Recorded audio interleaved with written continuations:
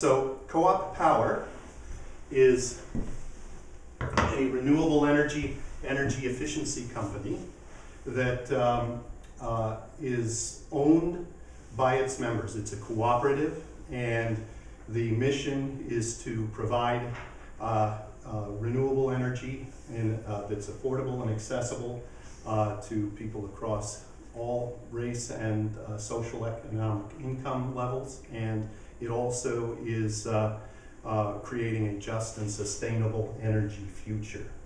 And we're looking to empower people to develop locally owned energy resources, and also to develop businesses that help us conserve energy. So we've got a number of energy efficiency businesses that we've developed.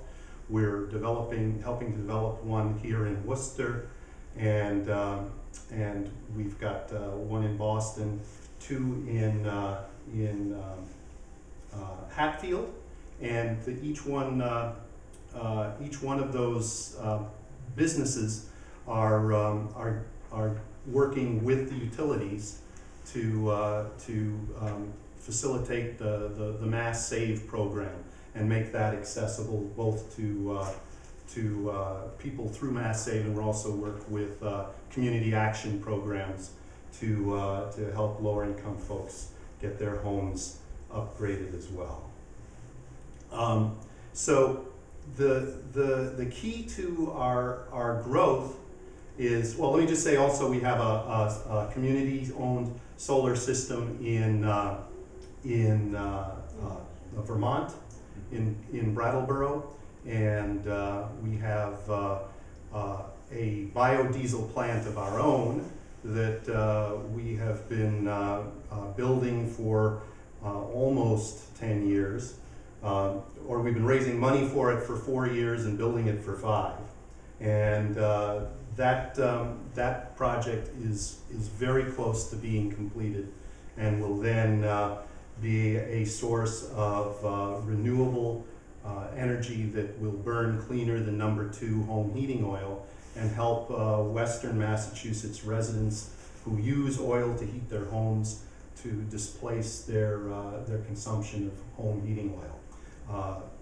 We're envisioning most of the people that use it will use 20% less fuel every year.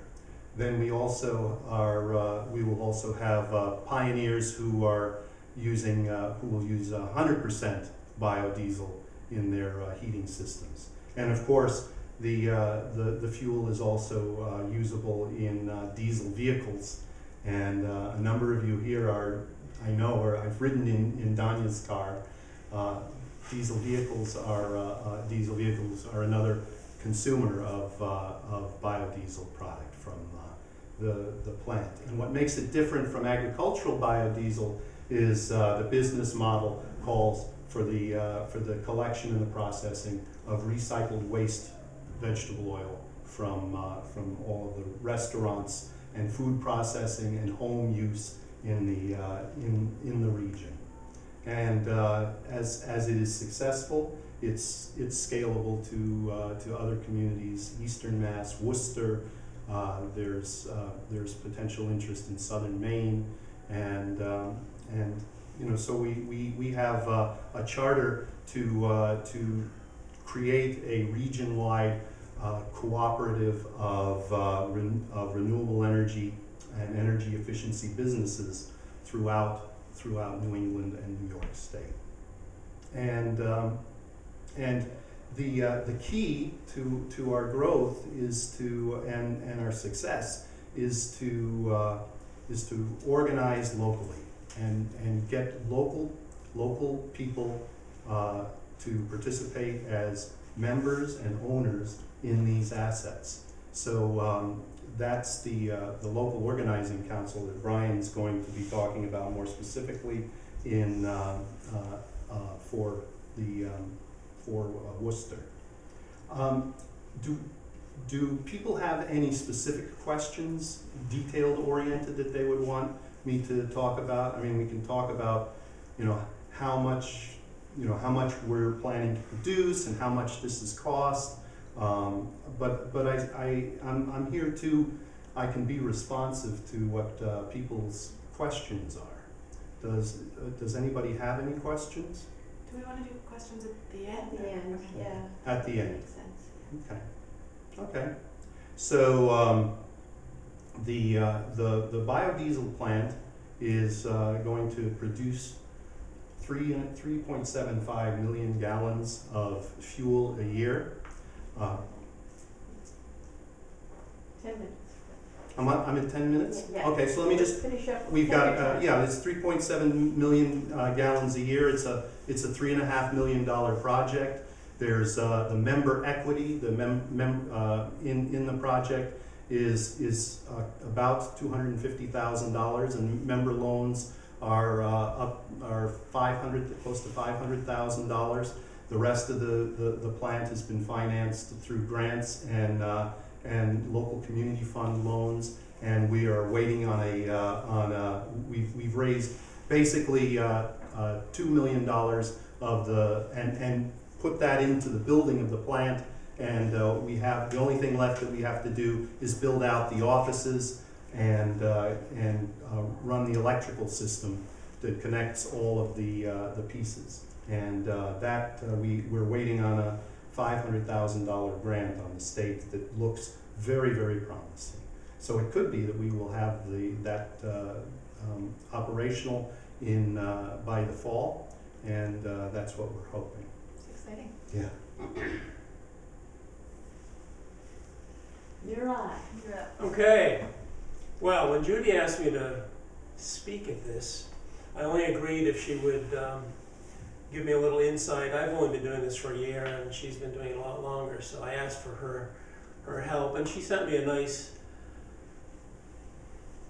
little speech and said, "Why don't you rework this in your words?" And I read it, and I said, nothing I can do is in my words is gonna improve on this. If anything, it would detract. So what I would like to do is share her thoughts with you, and then go back and talk about the last year from my perspective, because it's been an interesting year, and hopefully you'll get some insight into what we're doing and what we're hoping to do. Okay. Hello, I'm Brian Miner. See, right off the bat, just right on. It's great. I'm a member of the Worcester-Providence Local Organizing Council of Co-op Power. I'm here with several other members: Peter Cutting, Matt Feinstein, Danya Flores, and Judy Diamondstone. Several years ago, we started to talk about community energy projects that would make sense for an LOC, Local Organizing Council, in this area. And last year, we finally decided to form an energy efficiency crew. We had many reasons for this choice. One, Worcester has a huge unmet need for building weatherization, so the demand is high and there is great potential for job creation.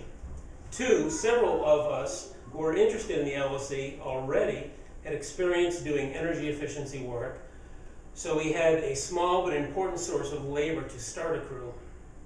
Three, we have experience through the stone soup renovation in training folks for weatherization work. And finally, Co-op Power has experience developing successful energy efficiency crews. But our vision for what we can build in our region goes beyond weatherizing buildings. Our goal is to make a full range of community-owned energy options available to residents, from community-owned solar to sustainable landscaping. Our LOC could become expert in the choices available to homeowners and help them navigate the myriad services and benefits available both locally and statewide. Exactly how we develop will, of course, depend on LOC membership. We hope to benefit from ideas and energy that new members introduce. The future is wide open. We hope that some of you here today will come on board and help us to establish the LOC as a significant resource for local green, community-owned, and affordable energy services in the Blackstone Valley corridor. nice, succinct statement of what we're about. Recently, I was going through my file of facts from last year, getting ready to meet with my tax accountant, which I'm dreading. And I noticed a notation on January 22nd of last year, LOC meeting. And that was my first exposure to the LOC. Now, somehow I managed to find the temporary roots office at 5 Pleasant Street on the 3rd floor, tucked in behind the recording studio, whatever, and was greeted there by Matt. Matt made me feel welcome. Danya blew in, as she typically does, a little while later, and we were off and running. Now, I don't know if it was at that meeting or a subsequent one, but there was talk of something called stone soup, and I had no idea. I mean, I knew the story, but I assumed that that's not what they were talking about. And I was feeling a little probably shy, so I didn't really say, hey, wait a minute, what the hell's this stone soup thing all about? But then the talk turned to what they were doing at Stone Soup, and my ears perked up. And I said, energy retrofit, okay, I gotta check that out. So I figured out, with their help, when would be a good time to come over here, and did, and ran into Peter, and Peter gave me the tour, and more importantly, permitted me to volunteer to join in what was happening. We will let you volunteer. Sure did. Hallelujah. Wow. 80 hours later, we had pretty much done most of the dense packing of cellulose. And I had never done it before. And it was just an invaluable experience for me. It introduced me to the technique, and there was enough work that, I learned to do it really well, especially when you compare it to my results to what some people prior to us had done. We had to repack many a bay to really get a dense pack. But at any rate, so why was this this training significant for me? Well, for 2 reasons. First of all, for at that time, I think I'd been a part-time student for 3 or 4 years before that at Greenfield Community College in their renewable energy / energy efficiency program. Now, that's an absolutely astonishing program. And I got a really good start because my first professor was Lynn Benander, who was CEO of Co-op Power. And she got things started off right with her particular take on things.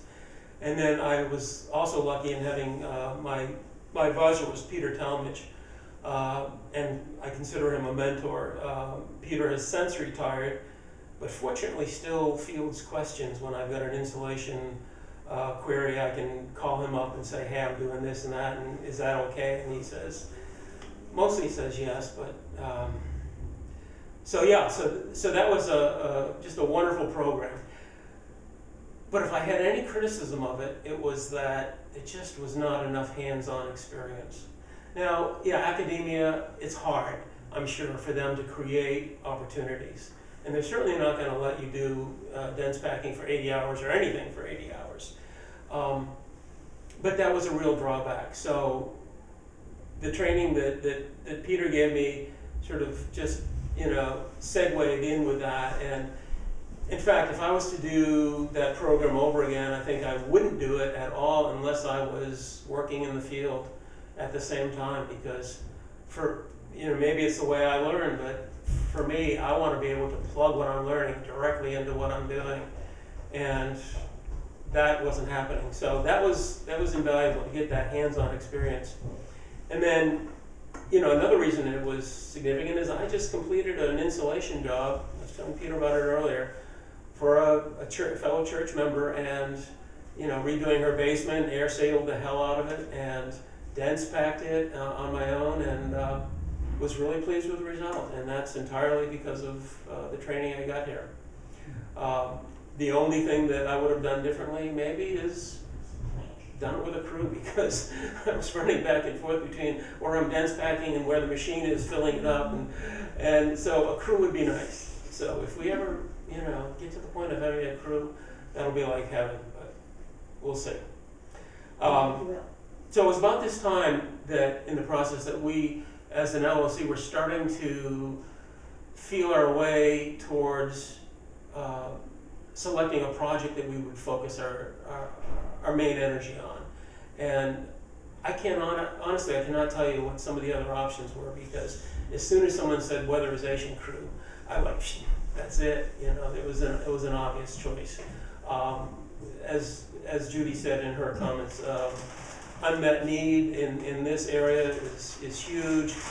The opportunity to hire people who are of a like mind and want to do the work, and boy, that's just amazing. So that's, you know, what we did. We focused on the weatherization crew, and we're working on that, and boy, I hope it comes to fruition. So yeah, then this fall, with that set in place, I got another opportunity handed to me when I was allowed to participate in Co-op Academy, which, for those of you who don't know, is normally a 10-week program. We bumped it up to 12 weeks to cram even more information in, but it's like 3 hours each week of really intense information on everything you would need to know to start up or continue running a co-op. And so when the time comes that we have our weatherization crew established, then, you know, that information will just be invaluable. So that's what we've accomplished in the last year. What it's done for me in particular, but you know, if any of you are in a position to support our efforts, we welcome you on board, and look forward to working with you, and onward and upward. So, thank you.